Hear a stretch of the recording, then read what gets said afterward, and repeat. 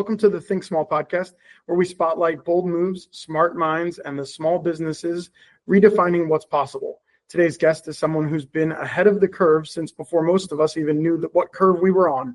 Alan, the founder of Applied Direct Services, brings over 30 years of experience and passion for innovation that's nothing short of contagious. He's a self-proclaimed optimist and a guru of all things AI, and he's here using the expertise to help businesses unlock real-world results with cutting-edge technology. From demystifying artificial intelligence to building practical solutions that serve people, not just data, Alan is showing that you don't have to be a tech giant to make big waves. Alan, welcome to the podcast. Thank you. You may call it Think Small, but, neutrinos and quarks and, strings and the ground state and the Higgs boson, they're all very small. Powerful, though. So the first question, and I was talking with my team on this, that comes to my mind is you say Right. You have 30 years of AI experience. Right. And like I said in the intro there, you were ahead of the curve before we knew we were on a curve, right? So what does it mean to have 30 years? What is the origins of this AI monster that we live with now?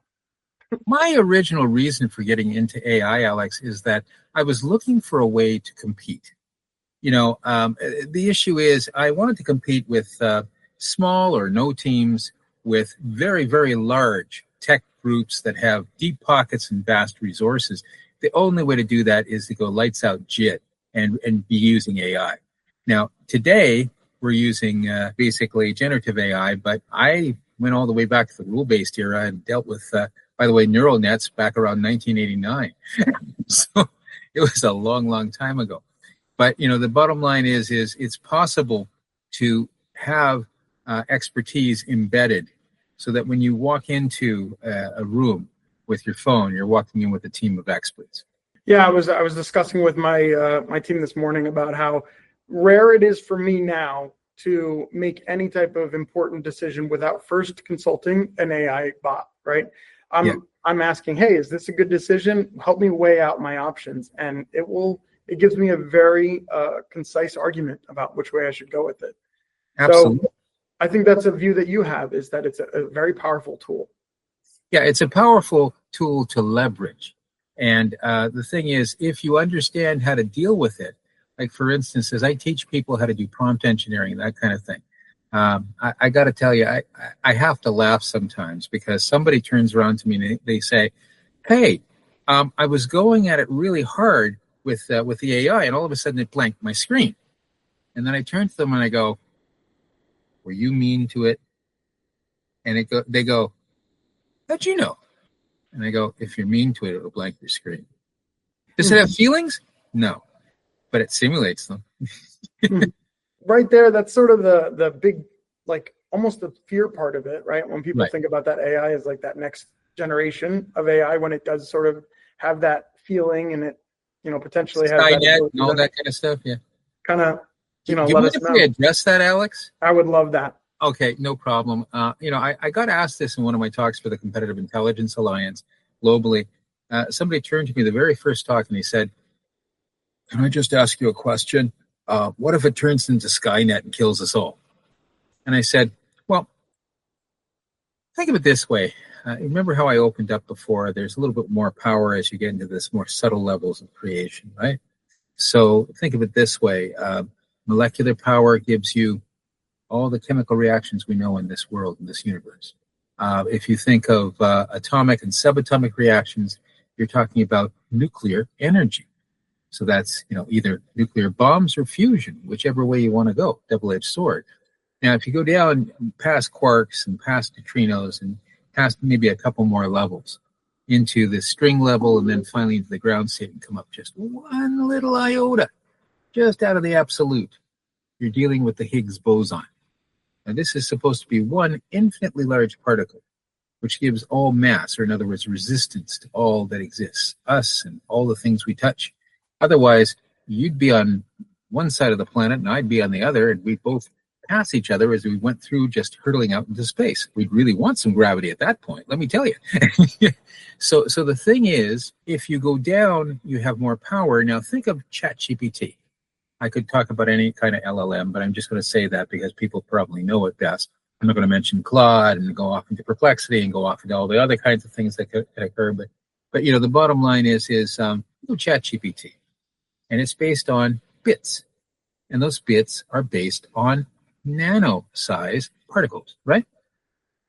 Now, think of us. We are quantum creatures. People go, what do you mean quantum? The reactions in our bodies for humans and animals and plants, all life on Earth, it's all quantum reactions. Think of photosynthesis. Think of anything that's really occurring from a chemical perspective. There is something today called quantum biology that's taught in many universities. So think of all that power that you have in the Higgs boson, that immense, infinite power. And then think of ChatGPT coming at you with like a little bit of power just out of the nano level. So you got ChatGPT, you got us, and we have a fight. What do you think will win? Right. That. Yeah. The human creative capabilities, our consciousness, our awareness is infinite and capable of all kinds of creativity. We created the AI.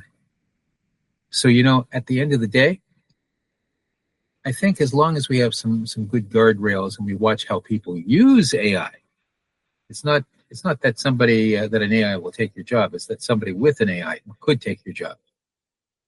As long as we kind of keep things in band in terms of what people do, so they're not doing some kind of harm, I think the sky's the limit of the good that we can do with this.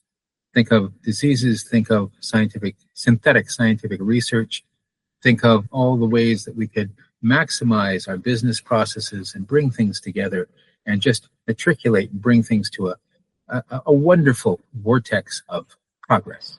Yeah, that's what I think. It's fascinating how fast and quick and just rapid the processes have become, right? Nowadays, you can ask it exceptionally complex equations and it solves them in a matter of milliseconds. So you want to know about my first prompt? Yes. Okay. The first time I ever did a prompt, now I knew about Transformers a few years earlier, but I really hadn't played with it or anything like that, And then one day I hear about ChatGPT about November of 2022. So I think to myself, I got over 30 years in tech in total, and a good portion of that was spent in search. I'm not talking about optimizing it. I'm talking about doing it, finding things. Part of my bailiwick happens to be ethical competitive intelligence using publicly available information. So I looked at this thing and I said to myself, this is search. That's what this thing is. It's search. It's search on steroids. It's new age search. So I wrote 2 pages of prompt, about 500 words.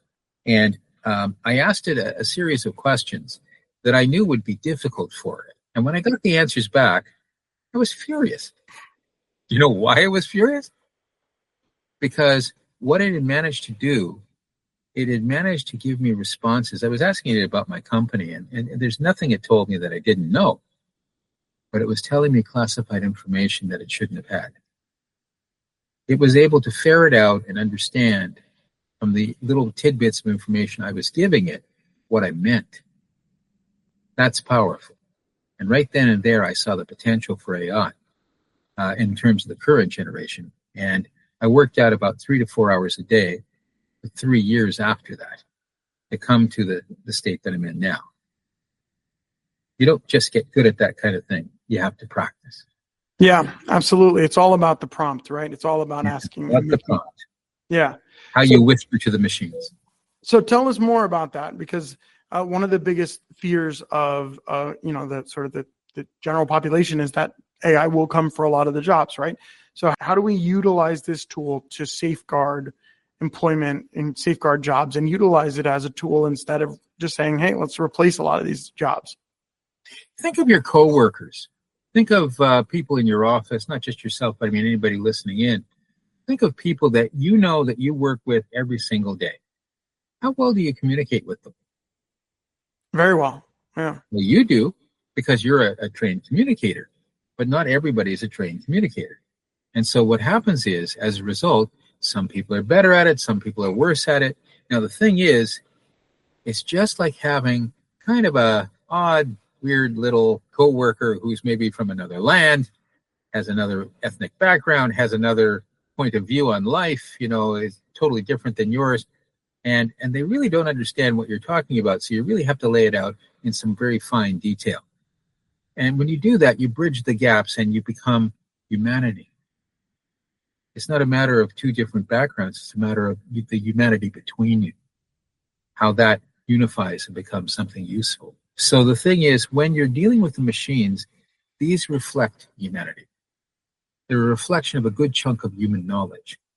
So what we have to do is we have to say to ourselves, what would I do to explain this to somebody who really wasn't understanding very clearly?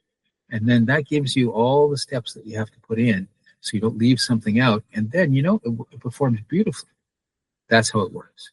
So when we talk about like the future and what that means for industry and what it means for the economy, how do we, you said it in the beginning there, you got into AI to be competitive. Yeah. I think there's a lot of people that think this is the next big opportunity for them, potentially. Right. So what advice do you have for young entrepreneurs, or even just any entrepreneur that's out there in trying to utilize AI as a competitive tool, as a competitive edge for them to, strike out and be that next big company or make a fortune, right? Last year I was voted one of the 20 people to watch in competitive intelligence in the world. I was actually number 3 because of my use of AI and competitive intelligence. When you're dealing with AI and you're dealing with anything that involves a business process, what you need to do is you need to take a look and start from within. Everybody thinks, I'll look at my top 10 competitors. That is the worst way to fail at understanding how to use AI when you're dealing with competitive intelligence. The first thing you need to do is understand your own business processes and what you're trying to accomplish. Then you look at your customers. Maybe after that, you look at your vendors and your supply chain, and you look at your competitors. But you don't start with your competitors. You can't drive the Indianapolis 500 looking in the rearview mirror. You have to look ahead. So it's really important to understand, what are you trying to accomplish? How are you going about it? What are the obstacles? How are you overcoming those obstacles? And ask it, just tell it, we're trying to do X, and it's not working. And the reason it's not working is because of whatever. How do you do that perfectly? Or at least, how do you do that better? And it'll tell you. And sometimes that's called synthetic research. Sometimes you can make it work. Sometimes you use what's called a synthetic symposium. So maybe you have the equivalent of Drucker, and Crosby, and Demings all together at one time, speaking with someone who's an expert, like probably a PhD in marketing. You put them together and you create a series of questions for a roundtable and then watch them discuss it. It's fascinating. I've done this. It's a really fascinating way to do things. So it is a form of communications, and all the knowledge is there. You'd be surprised what's embedded in a large language model, LLM. It's a vast resource, although it's just a few gigabytes on the disk. Bottom line is, the more you understand what you're after, the more you'll be able to find it. Does that help?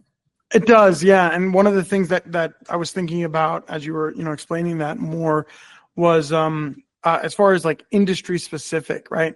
Because it's all about the prompt. It's all about what you have to give it more. And that's what I found in my experience utilizing AI, is that the more information I give it, the more detail I can get with my prompt, then the better and more accurate result I'm going to get. So the one thing that popped into my head now was, how, from a wide variety of industries, anybody can use it. It's just making sure that you figure out from a creative perspective how to best use it, right? So the salesperson might use it to write emails, whereas the chemist is definitely going to use it differently. Oh, right? Yeah, totally. And somebody who is an expert on business processes will probably think of things you'd never even imagine. These subject matter experts, they shape it. They give a shape to the knowledge. And that's super, super important. So what you're saying is absolutely true. Now, it's not a matter of just being creative. It's a matter of having subject matter expertise. And that really helps. Because you see, if you don't know what to ask. I've spent a career asking non-obvious questions so that people wouldn't, have bias in their answers. Bottom line is you know what? It's so easy to put bias into what you're doing with the machines. So that's why you need people who really understand a certain subject. That's why people who have different kinds of expertise that maybe wasn't so valuable before is super valuable now. Isn't that odd, right? Yeah. It's exceptionally interesting. Goes around, comes around. Yeah, it always does. What would you say to somebody that, and we talked a little bit about some of the safeguards that have been put into place, but somebody that's really resistant or really against this AI movement? How do you help them kind of calm down and say, hey, this is a very useful tool for you? Well, the good Dr. Hinton, formerly of the University of Toronto, who was, of course, the head of AI for Google, one day took a look at the AI having a couple of thoughts that he didn't put into its head. And he freaked out and he thought, oh my goodness, we've got to watch this and put in safeguards. But he was only one of the 5 godfathers of modern day AI. Another one was Yann LeCun from McGill. And Yann LeCun, who's the head of AI for Meta, what he says is the current generation of AI doesn't initiate anything. It doesn't start stuff. People start stuff, but it doesn't start stuff. So it's not going to take over, but is it going to have absolute sentience? Not in this generation. That may come in a few years, but not now. And frankly, it's still darn useful. So it's really good and it's useful. Right. That's kind of his messaging. I go with LeCun. In our previous conversation, you kind of identified that the AI movement almost created a third wave of the Industrial Revolution. Is that am I quoting you correctly? Or? Nope, fifth. My apologies. I'm writing a book on the 5th Industrial Revolution. Thank you for bringing that up. But the first 3 waves of the Industrial Revolution were all to do with different kinds of power. So it was all energy related. Now, the 4th, which occurred just after World War II, till about November of 2022, funny how I picked that date, right? That was digital transformation, and that was just getting data into a computer, period. You'd probably still analyze it manually. Now, when you have the 5th Industrial Revolution, the rise of AI, what do you have? You have something that's real-time, holistic, all-encompassing in its knowledge. So it's looking at everything all at one time. And its whole goal is to reduce risk so you can democratize success. So what I've been doing is I've been looking at that in terms of 25 vertical markets to see exactly how that would occur and what that means. And I'm also going to be starting a podcast on that as well, by the way. So the bottom line is in the current Industrial Revolution, the 5 IR, one more thing, if you take a 4 IR company and they're doing it manually, even though they got the data in the computers, and they come up against a 5 IR company, who do you think will win? Yeah, it's that AI hands down, right? I mean, total, absolute. I mean, the bottom line is if you've got all this coordination capability, it's removing the drudgery of all that hard work so that humans can be more creative and deal with higher level things that have far more power. Now, if you've got people that are not as empowered and you don't have as much power coordinating it, that's a problem. Really interesting to think about not only the individual application of it of AI, but also on that business level, right? Yep. From all perspectives. Forgive me if you keep on going about business. I mean, that's no. That's what we're here to talk about. I mean, it's what I think about. It's what I do. Yeah. Right, and that's the that's the point of this whole podcast is to discuss the advantages that an AI or that we have all types of guests on our podcast talking about the different strategies and things that they're doing differently and as a resource to the listeners, right? So to have you on and discussing AI is I'm sure there's somebody out there that's listening to this thinking, all right, I'm ready to get to the computer and figure it out. If you had somebody that was brand new and they're using it for their business, what's some recommendations on how they can, first start scratching the surface on implementing AI in their business?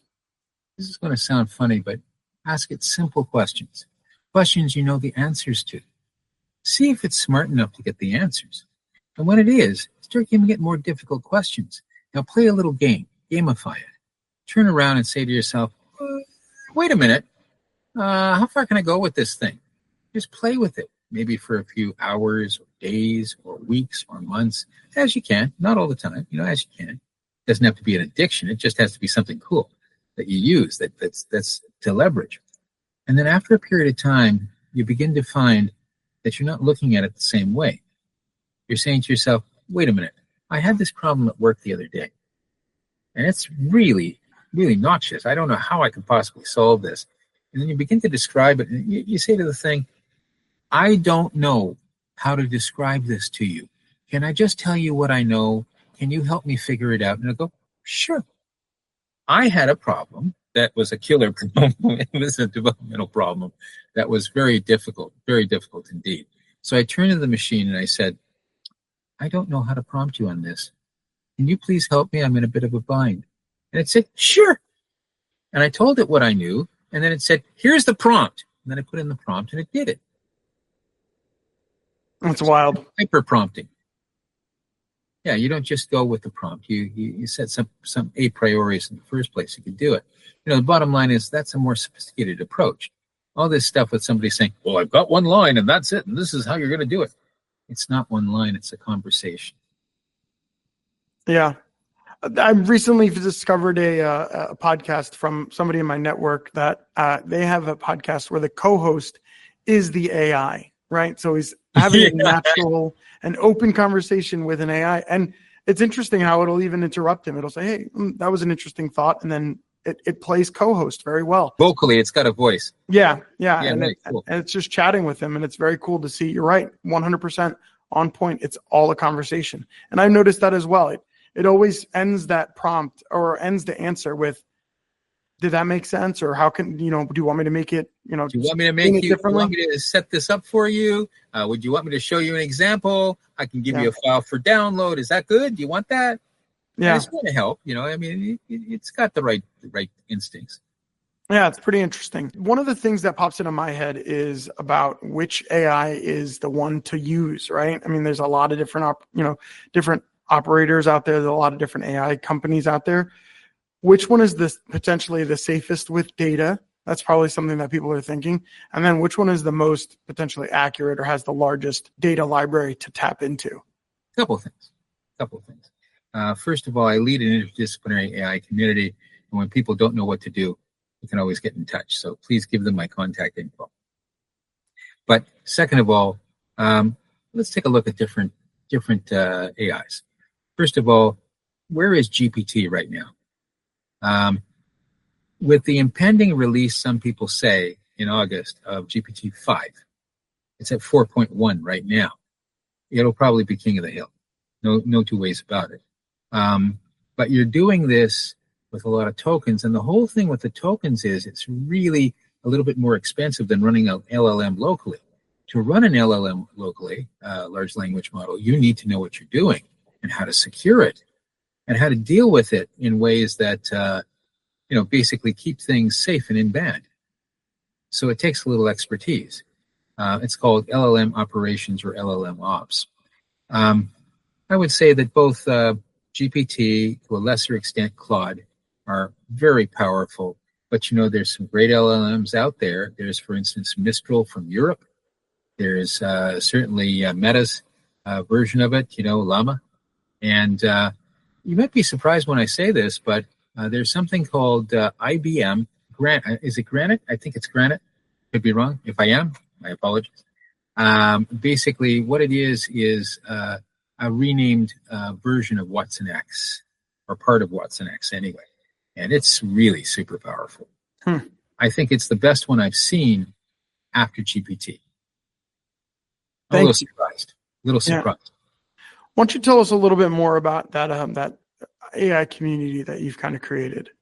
Well, we started out and it was a bit of a skunk works, and there was about 4 others, and we just decided to kind of get together and start a bit of a community. Well, that was about a year ago. Now there's 30 members, soon to be 31 and 32. So we have some people that are joining us. So some people are providers, some people are consultants. So the consultants sell what the providers provide. So, for instance, there's us. We have our growth infrastructure, which is 3 things. We have our capabilities. This is all with AI. to provide funding like grants and sponsorship, non-dilutive capital. We also have the means to realign business processes so that you're more in tune with the market. And finally, a capability for ethical competitive intelligence. So you find the information outside, you find the information inside, and while you're doing all that stuff, you get to fund it. Now, there's another group called Boundless Software, and they provide both automatic, synthetic, cloud-native infrastructure, so they can just make it happen. The other thing is the automatic middleware. By the way, that tool was called Switchblade.